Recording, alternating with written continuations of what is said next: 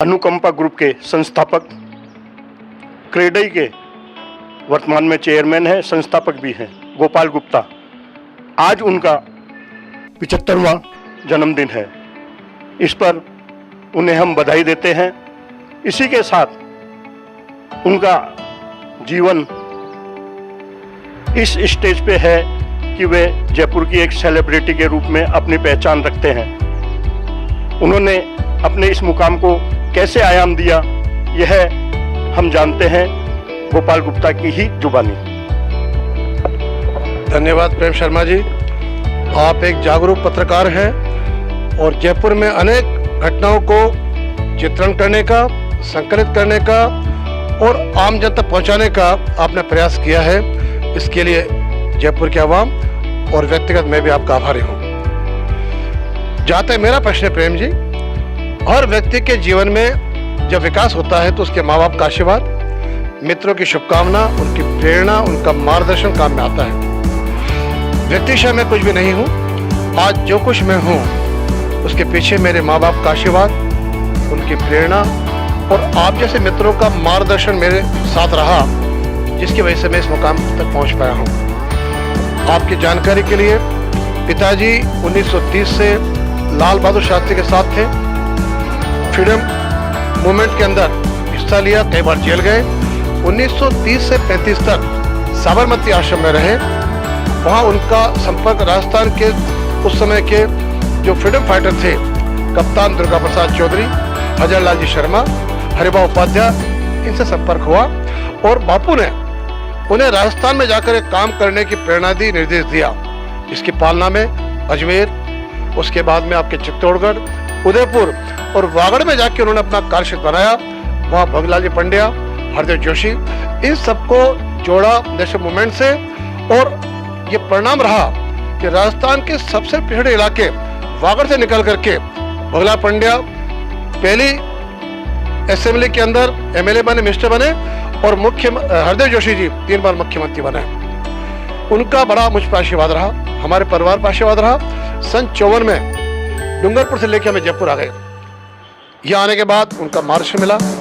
मैंने पढ़ाई की ग्रेजुएशन की राजस्थान कॉलेज से। उसके बाद में मैंने नौकरी की इलेक्ट्रिसिटी बोर्ड के अंदर। मैं अकाउंटेंट रहा। 1976 में कानून आया, अर्बन लैंड सीलिंग एक्ट, तो हमें कुछ भूमि मिली थी पिताजी को एज ए फ्रीडम फाइटर। वहाँ स्कीम डेवलप की विद्युत नगर के नाम से, तो मुझे एक नया आयाम मिला, नई दिशा मिली। नौकरी छोड़ करके मैं आ गया रियल एस्टेट सेक्टर के अंदर। चूँकि पिताजी के संस्कार थे और संघर्ष करने की आदत थी, तो जब 7 जुलाई भैया से जेडीए बना, तो वहाँ कुछ ऐसी घटना घटित हुई कि मुझे विरोध करना पड़ा तत्कालीन सचिव हल्दिया जी का, कमिश्नर सतीश जी का। मैंने कहा कि जयपुर के विकास के लिए एक प्लानिंग बना के चलिए, आप सेक्टर रोड बनाइए आप, वरना बरकत नगर बन के रह जाएंगे, जयपुर का नाश हो जाएगा। मेरी बात को माना और मेरे प्रेजेंटेशन से लोग प्रभावित हुए और एक उस समय गृह निर्माण सहकारी समिति महासंघ बना, जिसके माध्यम से अनेक योजना नियमन हुआ। और जब मैं रियल एस्टेट सेक्टर में आया तो हमने बनाया राजस्थान बिल्डर प्रमोटर एसोसिएशन, जिसके माध्यम से 89 बिल्डिंग बायलॉज, 96 बायलॉज बने। इसी दरमियान अखिल भारतीय स्तर पर यह आवश्यकता महसूस हुई कि नेशनल लेवल पर एक संगठन होना चाहिए और confederation of real estate developers of India के नाम से बम्बई में कॉन्फ्रेंस हुई, संस्था गठन हुआ और मुझे उसके संस्थापक सदस्य रूप में जाने का मौका मिला। मेरे साथियों ने विश्वास किया, मुझे हौसला अफजाई की और तब से आज तक निरंतर मैं कई बार अध्यक्ष रहा और पिछले 6 साल से मैं इसका चेयरमैन हूँ। मेरा सौभाग्य है कि राजस्थान में जितनी भी नीतियाँ बनती हैं, वो चाहे 90B पॉलिसी हो, टाउनशिप पॉलिसी हो, अफोर्डेबल हाउसिंग पॉलिसी हो, मुख्यमंत्री आवास योजना हो, सरकार मुझे अपनी बात करने का मौका देती है और मैं आम जन के हितों की बात सरकार तक पहुंचाता हूं। ये मेरा सौभाग्य है। तो मैं ये चाहता हूं कि आज के दिन युवाओं को संदेश देना कि मैं 75 वर्ष में प्रवेश कर रहा हूं। आज के दिन मैं जीवन का लंबा सफर तय कर चुका हूं। तो आप भी एक हौसला लेके चलें, संकल्प लेके चलें, तो कोई मुकाम असंभव नहीं है। आदमी की दृढ़ प्रतिज्ञा हो तो वो हर मुकाम हासिल करता है।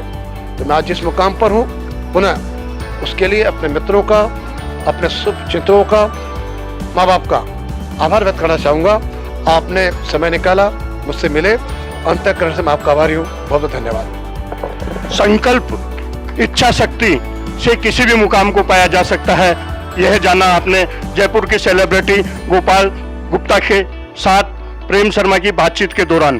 कैमरा रहा महेश आचार्य का।